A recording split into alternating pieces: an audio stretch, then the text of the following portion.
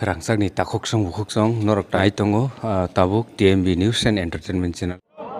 বন্দে বন্দে বন্দে বন্দে বন্দে বন্দে যত না খুলুঙ্খা সবাইকে নমস্কার। আজকে টাকরজলা মণ্ডলের যে কার্যালয়ের যে শুভ উদ্বোধনী অনুষ্ঠান,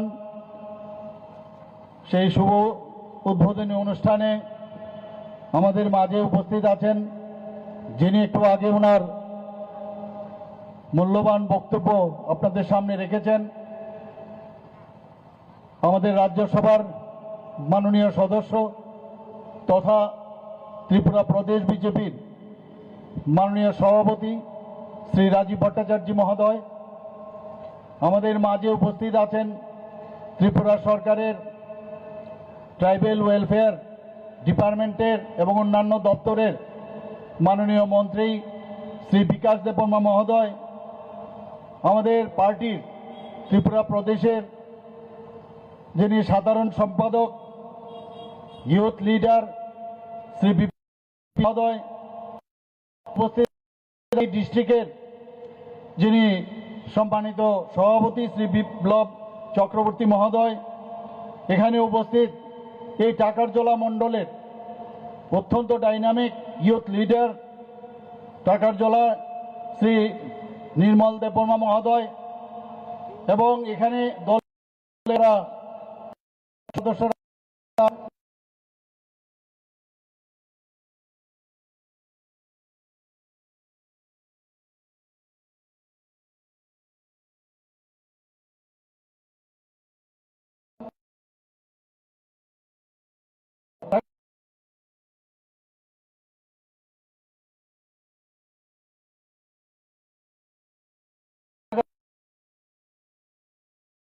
আগে সেই উপলক্ষে সবাইকে আমি আন্তরিকভাবে শুভেচ্ছা জানাচ্ছি।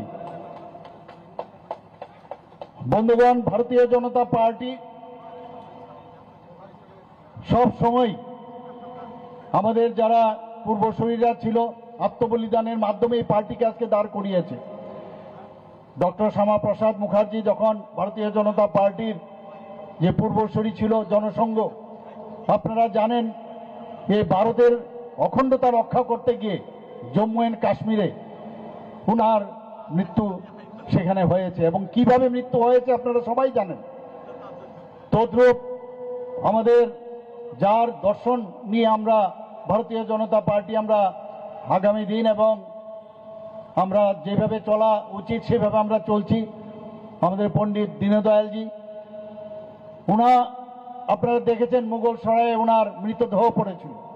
তো ভারতীয় জনতা পার্টির যারা কার্যকর্তারা আছে তারা কিন্তু কোনো অবস্থায় ভয় পায় না, কাউকে আটকাবে আর জোর করে মাথা ফাটিয়ে দেবে এটা সাময়িক, কিন্তু সব সময় সেটা সম্ভব হবে না। ভারতীয় জনতা পার্টি যখন ত্রিপুরাতে তার সংগঠন শক্তিশালী করলো, এই কমিউনিস্টদের হাত থেকে ক্ষমতা ছিনিয়ে নিতে সক্ষম হয়েছিল। কাজে ভারতীয় জনতা পার্টিকে ভয় দেখিয়ে কেউ কিছু করে ফেলবে আমার মনে হয় এটা অলীক স্বপ্ন ওনারা দেখছেন, যারাই যেটা ভাবছেন। আমাদের সবার রাইট আছে, আমাদের সবার অধিকার আছে রাজনীতি করার, কিন্তু রাজনীতি করার মধ্যে তার মধ্যেও একটা সুন্দরতা প্রয়োজন। আমরা চাই ত্রিপুরাতে আগেও রাজনীতি হয়েছে, কমিউনিস্টদের রাজত্ব আমরা দেখেছি, কংগ্রেসের রাজত্ব আমরা দেখেছি, খুন সন্ত্রাস ধর্ষণ অগ্নিসংযোগ এবং এই ধরনের নৈত্যনৈমিক যে ঘটনা আমরা আগে আমরা দেখেছি 35 বছর 5 বছর এর আগেও কংগ্রেসের সময় আমরা দেখেছি। কিন্তু ভারতীয় জনতা পার্টি যেখানে সবসময় একটা কথা বলে সবকা সাথ সবকা বিকাশ বিশ্বাস আর তার প্রয়াস, সবাইকে নিয়ে আমাদের চলতে হবে, সবার ডেভেলপমেন্ট প্রয়োজন, রাজনীতির ডেভেলপমেন্টের সাথে কোনো কম্প্রোমাইজ করবে না। আমরা সেই পথে আমরা চলার চেষ্টা করছি। আমাদের মাননীয় প্রধানমন্ত্রীজি সেইভাবে আমাদের নির্দেশ দিয়েছেন এবং উনাকে সামনে রেখে আমরা সেইভাবে আমাদের ত্রিপুরা প্রদেশ এবং আমাদের যে শাখা সংগঠন তারাও সেইভাবে কাজ করছে। আমাদের আমাদের আপনারা সবাই জানেন জনজাতি মোর্চা আমাদের, অর্থাৎ কি আমাদের যে 7টা মোর্চা তার মধ্যে একটা জনজাতি মোর্চা, অর্থাৎ জনজাতিদের উন্নয়ন এই মোর্চা তাদের সম্পর্কে চিন্তা ভাবনা করবে এবং সেইভাবে ওনারা কাজ করছেন। কিন্তু কাউকে দাবিয়ে যদি কেউ মনে করে যে জনজাতিদের উন্নয়নকে দাবিয়ে দেবে, তাহলে সে অলিক স্বপ্ন দেখছে। বন্ধুগণ, এর আগেও আমি কয়েকবার এখানে এসেছি, আমাদের মণ্ডল সভাপতির উপর ওনার বাড়িতে আক্রমণ শানিত হয়েছিল। বারবার একই কায়দায়, এই কমিউনিস্টদের যে কায়দা, সেই কায়দার মাধ্যমে এখানে এখনো এই ধরনের কালচার এখানে রয়েছে। আমরা চাই যে একটা সুস্থ পরিবেশ ত্রিপুরাতে হোক। মাননীয় প্রধানমন্ত্রীজি যেভাবে আজকে আমাদের রাজনীতির পরিভাষা পাল্টিয়ে দিয়েছেন, আমরাও চাই যে ত্রিপুরার রাজনীতির পরিভাষা পাল্টানো। কারোর কোনো বক্তব্য থাকলে সে বলতেই পারে, কিন্তু কাউকে জোর করে কিছু বলবে সেটা কোনো অবস্থায় ভারতীয় জনতা পার্টি মেনে নেবে না। আপনারা জানেন যে আমাদের মাননীয় প্রধানমন্ত্রীজির মন কি বাত অনুষ্ঠান, সেই যখন আসারাম বাড়ির মধ্যে সেটা হয়েছিল, সেখানে আমাদের জনজাতি ভাইয়েরা, আপনারা নিশ্চয়ই দেখেছেন, এটা ঘরের ভিতরে মাননীয় প্রধানমন্ত্রীজির উপর এত বিশ্বাস, ওনার যে কথাগুলো শুনবার জন্য আমি নিজেও দেখেছি, আপনারাও দেখেছেন, যে মোবাইলের মধ্যে ওনার যে মনের কথা সেটা শুনছিলেন, সেখানে গিয়ে আমাদের উপর হামলা শানিত হয়েছে। আমি এর পরের মাসে কিন্তু আমি সেখানে গিয়েছিলাম। আইনের পথে চলবে, কেউ গায়ের জোর দিয়ে কিছু একটা করে নেবে, এই সরকার কোনো অবস্থায় সেটাকে বরদাস্ত করবে না, সেটা আপনাদের জানিয়ে দিচ্ছি আমি। বন্ধুগণ, আমাদের সুরক্ষার প্রশ্নে যা যা দরকার আমরা করব, আমরা কারোর উপর আঘাত আনবো না, কিন্তু কেউ আমাদের উপর আঘাত আনবে অন্যায়ভাবে, তো সেটা আইনের মাধ্যমে তার প্রতিকার আমরা করব। বন্ধুগণ, আপনারা জানেন আমরা চাই যে জনজাতি জনগোষ্ঠীর তাদের যে মেইন আমাদের উদ্দেশ্য সেটা হচ্ছে তাদের আর্থসামাজিক উন্নয়ন। আমরা এর আগেও দেখেছি এটা ভোটের যে রাজনীতি হয়েছে, তাদেরকে ভুল বুঝিয়ে বুঝিয়ে বহু পার্টি সেইভাবে তাদেরকে রাস্তায় নামিয়েছে, প্রসেশন করিয়েছে, কিন্তু কাজের বেলায় অষ্টরম্ভ। আর আমাদের সরকার আসার পর, একটু আগে আমাদের মাননীয় সভাপতি এবং রাজ্যসভার সদস্য বিস্তারিত আলোচনা করেছেন যে জনজাতিদের জন্য আমাদের সরকার কিভাবে কাজ করছে। আমাদের সরকার এই মানিক্য ডাইনেস্টিকে এর আগে কেউ এত সম্মান দেয়নি, কিন্তু আমাদের সরকার আসার পর এতদিন ধরে তাদের সম্পর্কে কেউ খবর নেয়নি, কিন্তু আমাদের সরকার আসার পর আপনারা দেখেছেন মহারাজা বীর বিক্রম কিশোর মানিক্য বাহাদুরকে যেখানে যে সম্মান দেওয়ার সেই সম্মান আমরা দিয়ে যাচ্ছি। মাননীয় প্রধানমন্ত্রীজি নিজে এসে এই যে আমাদের এয়ারপোর্ট, সেই মহারাজা বীর বিক্রম কিশোরের নামে সেই আমাদের ইন্টারন্যাশনাল এয়ারপোর্ট হিসাবে সেটা ঘোষণা করা হয়েছে। বন্ধুগণ, আমরা মহারাজা বীর বিক্রম কিশোর মানিক্য বাহাদুরের সেখানে মর্মর মূর্তিও আমরা সেখানে পূর্ণ বয়াব যে মূর্তি সেখানে আমরা প্রতিষ্ঠিত করেছি। বন্ধুগণ, এর আগে কোনো পার্টি করেনি।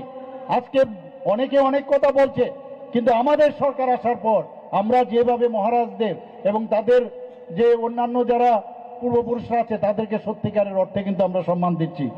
বন্ধুগণ, আপনারা জানেন যে মহারাজা বীর বিক্রম কিশোর মানিক্য বাহাদুরের 19শে আগস্ট ওনার জন্মদিন, সেই উনাকে স্মরণ করার জন্য আমাদের সরকার আসার পর 19শে আগস্ট সেটাকে আমাদের সরকারি ঘোষণা, আমরা ছুটি ঘোষণা করেছি। বন্ধুগণ, আমাদের কামানচমনির সামনে একটা ছোট আইল্যান্ড ছিল শহরের কেন্দ্রস্থলে, সেটাকে কেউ জিজ্ঞেস করতো না। আমি মুখ্যমন্ত্রী হওয়ার পর আমি ছোটবেলায় আমি দেখেছি, আজকে থেকে মানে 65-70 বছর আগেও আমি দেখেছি যে সেখান থেকে একটা 0 মাইল ফলক সেখানে ছিল, মানে ত্রিপুরা রাজ্যের যখনই কোন জায়গার কত দূরত্ব সেখান থেকে শুরু হতো, এবং সেই জায়গায় নাম গোত্রহীন একটা আইল্যান্ড ছিল।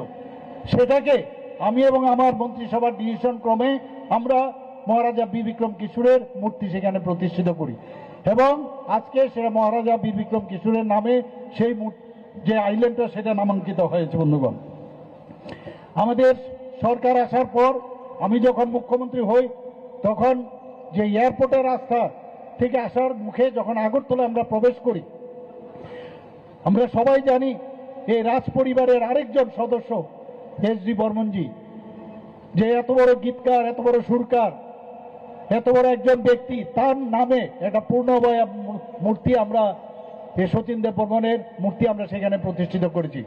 বন্ধুগণ, আপনারা জানেন যে আমরা রাজ্যের যে জনজাতি অধ্যুষিত এলাকা 12টা যে ব্লক আছে সেটাকে আমরা অ্যাসপিরেশনাল যে ব্লক হিসাবে আমরা ঘোষণা দিয়েছি। অ্যাসপিরেশনাল ব্লক ঘোষণা দেওয়ার অর্থ হচ্ছে যে বাজেটে যেসব ব্লকের যে বাজেট রাখা হবে তার থেকে আরো 10% যাতে হয়, যাতে জনজাতিদের যাতে সেখানকার রাস্তাঘাট, সেখানকার স্কুল কলেজ এবং জনগণের জীবনযাত্রা যেন আরো সেখানে উন্নয়ন হয়। আমরা গড়িয়া পূজা একদিনের ছুটি ছিল, সেখানে আমাদের সরকার আসার পর আবার সেখানে আমরা দুদিনের আমরা গড়িয়া পূজার যে ঘোষণা করেছি, ছুটি ঘোষণা করেছি, যাতে এই পূজাকে ভালোভাবে আরো পালন করা যায় সেই দিশায় আমরা কাজ করছি। কিছুদিন আগে আপনারা দেখেছেন যে আমাদের যে সংগ্রামা পূজা হয়, সেই সংগ্রামা পূজার মধ্যে আমার কাছে বারবার ওনারা বলছিলেন যে আপনারা একটা রেস্ট্রিক্টেড হলিডে আমাদের যে ছুটির যে ক্যালেন্ডার আছে সেটা করুন। সেটাও আমরা ক্যাবিনেটের মধ্যে ডিসিশন নিয়ে সেটা আমরা ঘোষণা করেছি। বন্ধুগণ, আমরা এর মধ্যে আপনারা জানেন যে 16ই জানুয়ারি 2020-তে, এর আগে অনেক সরকার ছিল, ব্রু রিয়াং শরণার্থীদের জন্য কেউ কিচ্ছু করেনি। আমাদের সরকার আসার পর 23 বছর ধরে ওদের যে দুর্বিষহ অবস্থা, আমাদের সরকার আমরা সেটাকে কিন্তু আমরা মাথায় রেখে আমাদের ত্রিপুরা সরকার, মিজোরাম সরকার এবং ব্রু সম্প্রদায়ের মধ্যে একটা চুক্তি স্বাক্ষরিত হয় 2020-এর 16ই জানুয়ারি। এবং জনজাতিদের আজকে আমার এখানে যে আপনারা দেখেছেন যে রিসা আমি পড়ছি, একটু আগে আমাদের মাননীয় মন্ত্রী বিকাশ বাবু বারবার জনজাতিদের কিভাবে উন্নয়ন করা যায় আমাকে প্রায়শই বলেন, এখনো বলছেন যে কিভাবে ওনাদেরকে হেল্প করা যায়। তো আমি বললাম যে যা করার তুমি করবে, তার জন্য আমি তোমার সাথে আছি। এবং সব সময় আমি বলছি জনজাতিদেরকে নিয়ে আমরা কোনো রাজনীতি করতে চাই না, তাদের উন্নয়ন ছাড়া আমরা কোনো কথা বলবো না। আমি বারবার বহু জায়গায় বলেছি যে ত্রিপুরার উন্নয়ন, জনজাতির উন্নয়ন হলেই ত্রিপুরার উন্নয়ন হবে। ত্রিপুরাকে আমাদের জনজাতি বাদ দিয়ে ত্রিপুরার উন্নয়ন সম্ভব নয়। বন্ধুগণ, আজকে এই যে রিসা পাছড়া আমাদের জিআই ট্যাগ আমরা অলরেডি গভর্নমেন্ট অফ ইন্ডিয়ার মাধ্যমে আমরা সেটা পেয়েছি। সারা পৃথিবীর মধ্যে এই রিসা এবং আমাদের পাছড়া আজকে জিআই ট্যাগ পাওয়াতে মানুষ জানতে পারছে এবং আমরা বাইরেও পাঠাচ্ছি এই রিসা নিয়ে। এবং আপনারা সবাই জানেন যে 2019 থেকে 2024, 2019 থেকে 2024 সত্যিকারের অর্থে ভারতীয় জনতা পার্টি যেভাবে সম্মান দেয়, খালি মুখের আওয়াজ করে আর লম্বা চড়া ভাষণ দিয়ে কোনোদিন কারোর সমস্যার সমাধান করা যায় না এবং ভালো করা যায় না।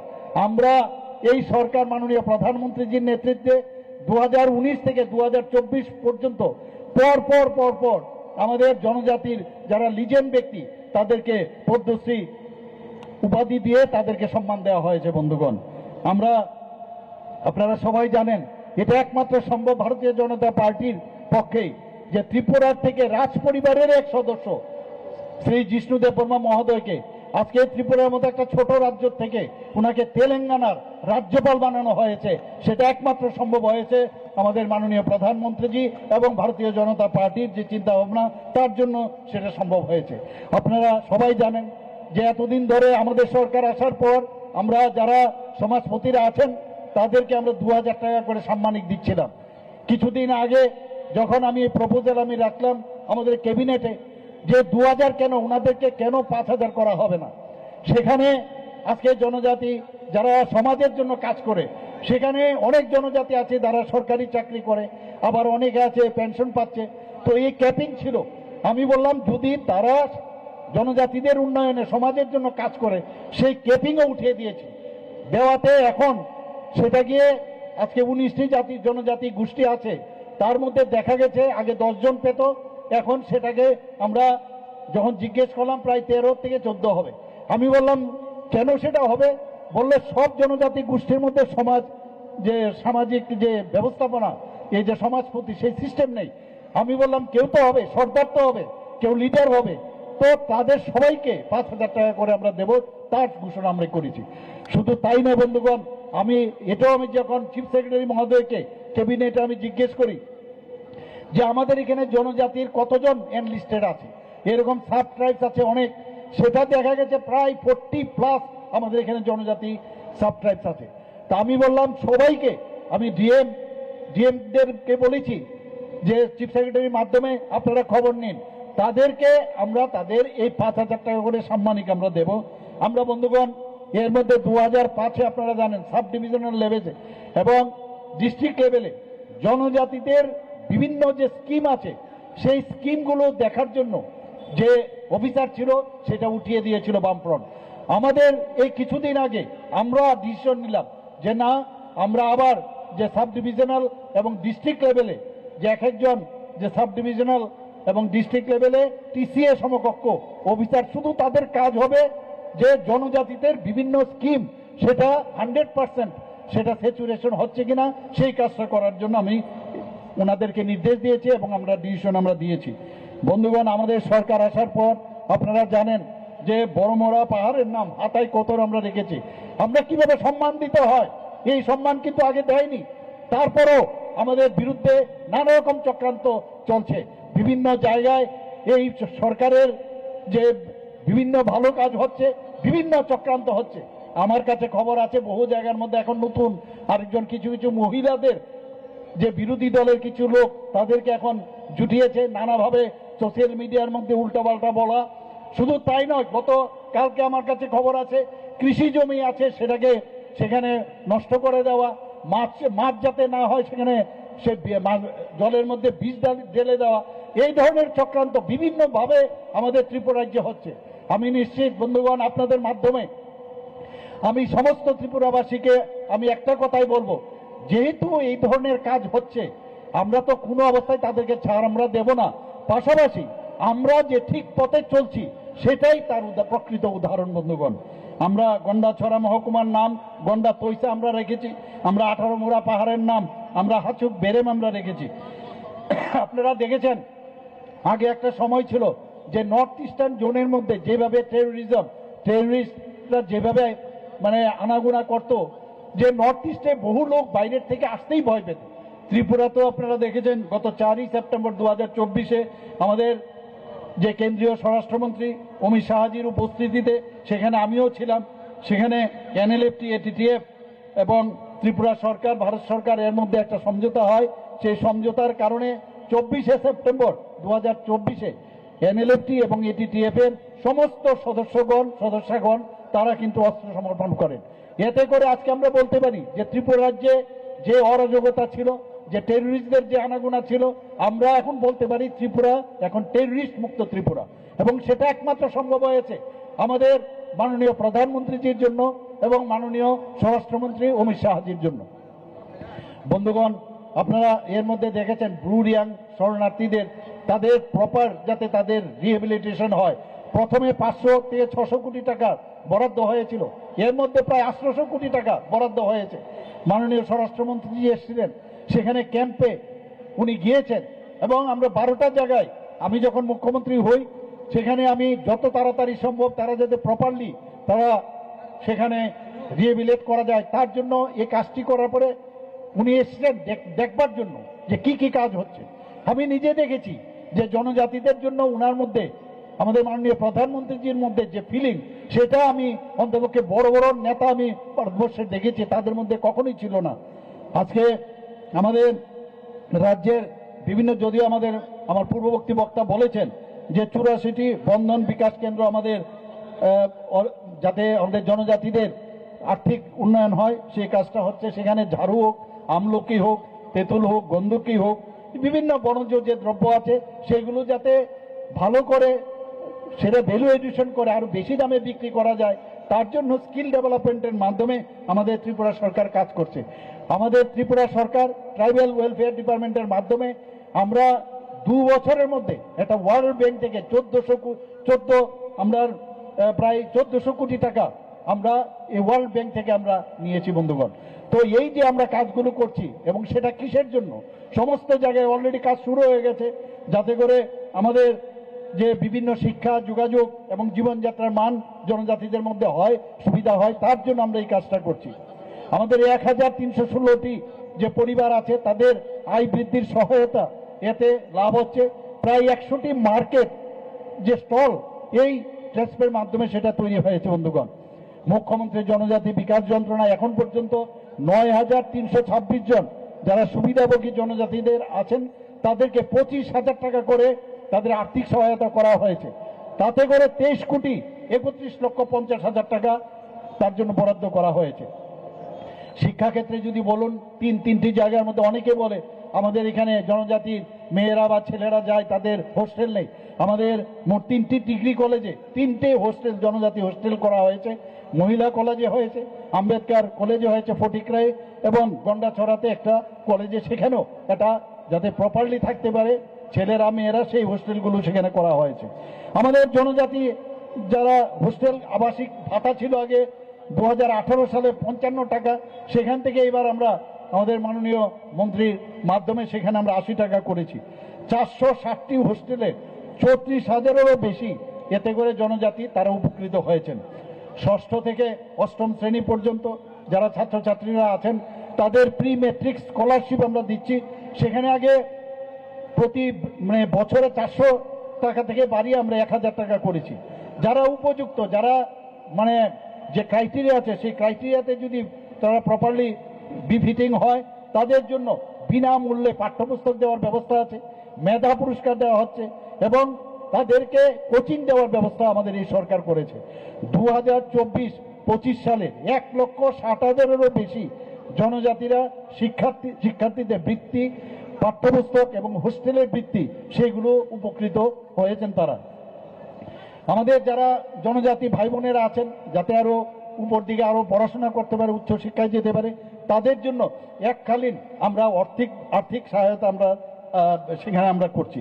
স্মার্ট ক্লাসরুম আমরা বিভিন্ন জনজাতি হোস্টেলগুলোতে আমরা সেটা করেছি। 3টি আশ্রম স্কুল আমাদের দপ্তর থেকে সেটা চালু করেছে, আমবাসা, কাঞ্চনপুর এবং করবুকে, এবং সেটা হচ্ছে 3য় শ্রেণী থেকে 6ষ্ঠ শ্রেণী পর্যন্ত। 29টি নতুন হোস্টেল নির্মিত হয়েছে, 44টি জনজাতি বিদ্যালয় নির্মাণ হয়েছে, 170 জন হোস্টেল ওয়ার্ডেন, যেটা আমাদের মাননীয় মন্ত্রী বারবার বলছিলেন যে হোস্টেলগুলির মধ্যে চুরিদারি হয়, সেখানে ওয়ার্ডেন নেই প্রপার, বিভিন্ন সমস্যা হয়। আমাদের এই সরকার আমরা ক্যাবিনেটে ডিসিশন নিয়ে সেখানে অলরেডি 170 জন হোস্টেল ওয়ার্ডেনকে নিয়োগ করার জন্য আমরা অলরেডি বলে দিয়েছি। আমাদের একলব্য যে মডেল রেসিডেন্সিয়াল স্কুল আপনারা জানেন, ত্রিপুরাতে মাননীয় প্রধানমন্ত্রীজির কারণে 21টি জায়গায় 21টি আমাদের যে একলব্য স্কুল হচ্ছে, এবং তার মধ্যে প্রায় 12টা অলরেডি চালু আছে। বাকি যে আমাদের যে 6টা আছে সেটাও আমাদের 2026 সালের মধ্যে সেটা শেষ হয়ে যাবে। আরও যে 4টি নির্মাণ থাকবে সেটা 2 বছরের মধ্যে সম্পূর্ণ হবে। বন্ধুগণ, আমি এর মধ্যে দিল্লিতে আমি গিয়েছিলাম, সেখানে আমি দাবি রেখেছি যাতে আরও একলব্য স্কুলের যে ক্রাইটেরিয়া আছে সেই ক্রাইটেরিয়া প্রায় 15টা থেকে 14 থেকে 15টি জায়গায় সেখানে সেই ফিট করে, তার জন্য আমি বলে এসেছি এবার দিল্লিতে গিয়ে, সেটাও আশা করি আগামী দিনে আরও 15টা একলব্য মডেল তৈরি এখানে ত্রিপুরাতে হবে। আমাদের 2টি সিনথেটিক ফুটবল, যে টার্ফ ফুটবল, আমরা জনজাতি ভাইদের মেয়েদের আমরা দেখেছি ওরা খেলাধুলায় খুব ভালো, বিশেষ করে ফুটবলে। সেখানে আমরা এখানে তাদের 2টো সিনথেটিক ফুটবল, টার্ফ ফুটবল আমরা নির্মাণ করেছি। শুধু তাই নয়, আরেকটা নতুনভাবে নির্মাণের অলরেডি কাজ চলছে। এখানে আমরা দেখেছি সারা ত্রিপুরাতেই এই ড্রাগ এডিকশন নিয়ে আমাদের চিন্তার বিষয়। সেখানে জনজাতি এলাকার মধ্যে আমরা দেখেছি যে যা কি করে এই ড্রাগ থেকে আমরা বেরিয়ে আসতে পারি, তার জন্য আমরা একটা স্লোগান দিয়েছি, ফুটবল ইজ গেম, ড্রাগস আর শেম।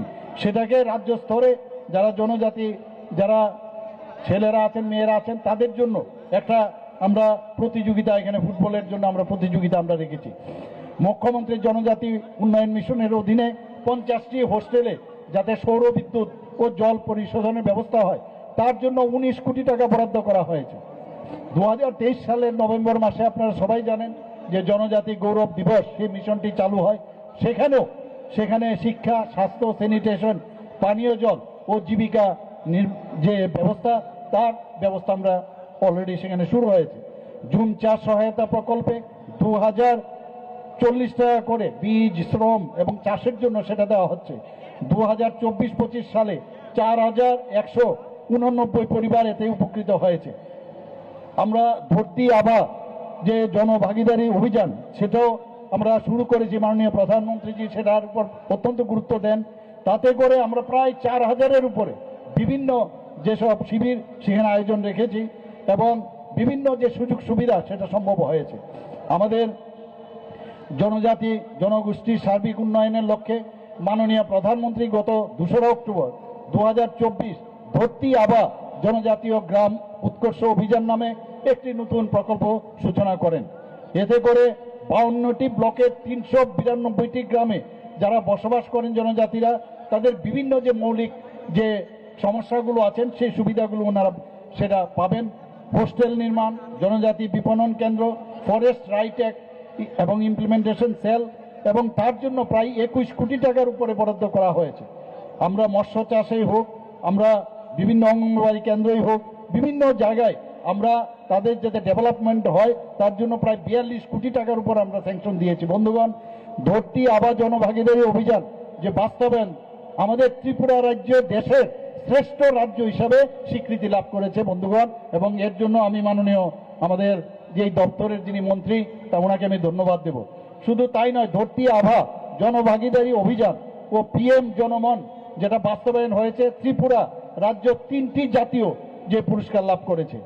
বন্ধুগণ, আমরা মাননীয় প্রধানমন্ত্রীজি সবসময় বলছেন যে জনজাতিদের উন্নয়ন হচ্ছে আমাদের কাছে সর্বশ্রেষ্ঠ।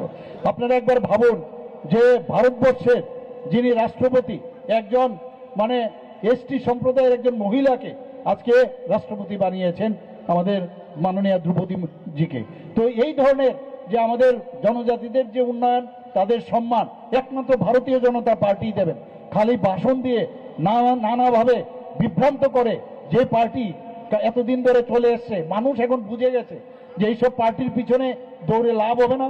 ভারতীয় জনতা পার্টি একটা ন্যাশনাল পার্টি, এবং যেখানে তার সারা ভারতবর্ষের মধ্যে সবচেয়ে বেশি পরিমাণে যার সদস্যা, সেখানে এই পার্টিকে কেউ আটকিয়ে রাখতে পারবে না। গঙ্গার স্রোত যেমন কেউ আটকাতে পারে না, ভারতীয় জনতা পার্টির যে স্রোত কেউ আটকাতে পারবে না, এতটুকু আমি বলতে পারি। বন্ধুগণ, আজকে আমাদের 15ই নভেম্বর 2023 সালে জনজাতীয় গৌরব দিবস পিএম জনমন প্রকল্পের সূচনা হয়েছে। সেখানেও বিভিন্নভাবে যারা রিয়াং জনজাতি যারা আছেন জনগোষ্ঠী, তাদের যাতে আর্থসামাজিক উন্নয়ন হয় তার জন্য কাজ করে চলছে। এখানে 1263টি যে পিবিটিজি বসতি এলাকায় প্রায় 65,840টি পরিবারকে বিভিন্ন সুযোগ সুবিধা দেওয়া হয়েছে। বিদ্যুতের ব্যবস্থা, তাদের বাসস্থান, পানীয় জল, সড়ক এবং মোবাইল সংযোগ, এবং তাদের উন্নত শিক্ষা, স্বাস্থ্যসেবা প্রদান, সেটা হচ্ছে আসল মূল উদ্দেশ্য আমাদের এখানে। এর মধ্যে আপনারা সবাই জানেন যে 10টি মোবাইল টাওয়ার এই জনজাতি অধ্যুষিত এলাকায় সেটা হয়েছে। আরও অনেকগুলো 18টি বহুমুখী কেন্দ্রের নির্মাণ কাজ সম্পন্ন হয়েছে। ইতিমধ্যে 9টির উদ্বোধন হয়েছে। 50টি বহুমুখী কেন্দ্র বিভিন্ন পাড়ায় নির্মাণ করা হয়েছে। তো সেইভাবে আমরা জনজাতি অধ্যুষিত এলাকায় আমরা চাই যে আমাদের এই সরকার এবং আমাদের পার্টি এবং সরকার আমরা যৌথভাবে জনজাতিদের কিভাবে উন্নয়ন করা যায়, টাইম টু টাইম আমরা এই বিষয়ে কিন্তু আমরা কথা বলি। এবং আমি নিশ্চিত যে আগামী দিন আমরা যেভাবে ত্রিপুরা যেভাবে এখন চলছে সামনের দিকে এগিয়ে যাচ্ছে, আপনারা সবাই জানেন যে ত্রিপুরা ঠিকভাবে চলছে কিনা কয়েকটা ক্রাইটেরিয়া আপনাদের যে প্যারামিটার আপনাদের সামনে তুলে ধরতে চাই। 28টি রাজ্যের মধ্যে ত্রিপুরা নিচের দিক থেকে এখন ল অ্যান্ড অর্ডারের সিচুয়েশনের কথা যদি বলেন 3rd পজিশন আমাদের আছে। আমাদের ত্রিপুরা নর্থ ইস্টার্ন জোনের মধ্যে জিএসডিপির কথা যদি বলেন 2nd হাইস্ট, পার ক্যাপিটা ইনকাম যদি বলেন নর্থ ইস্টার্ন জোনের মধ্যে আমরা 2nd হাইস্ট। আমাদের নীতি আয়োগের মাধ্যমে ত্রিপুরাকে বলা হয়েছে যে ফ্রন্ট রানার স্টেট। তো সব দিকে ত্রিপুরা সামনের দিকে এগিয়ে যাচ্ছে, এত ভালো এখন পজিশন। কিন্তু অনেকে চক্রান্ত করে নানাভাবে বিভ্রান্ত করার চেষ্টা করছে। কিন্তু আমি নিশ্চিত যে আগামী দিন বিশেষ করে আমার জনজাতি ভাই বোনেরা আমাদের ভারতীয় জনতা পার্টির উপর আস্থা রাখুন, মাননীয় প্রধানমন্ত্রীজির উপর আস্থা রাখুন। দেখবেন আপনাদের যে সুদিন আগামী দিন আসছে, এতদিন আপনারা যে রাজনীতি আপনারা দেখে আসছেন তার থেকে আপনারা বেরিয়ে আসবেন, এবং ত্রিপুরা ত্রিপুরা শ্রেষ্ঠ ত্রিপুরা সেটা হবে, এই আশা রেখে আমি আমার বক্তব্য শেষ করছি। সবাইকে নমস্কার, জয় হিন্দ। আবার এখানে যারা উপস্থিত আছেন সবাইকে আমি আবার আমার ব্যক্তিগত তরফ থেকে, আমাদের পার্টির তরফ থেকে, আমাদের সরকারের তরফ থেকে হার্দিক অভিনন্দন শুভেচ্ছা জানিয়ে আমার কথা বলা শেষ করছি। নমস্কার, জয় হিন্দ।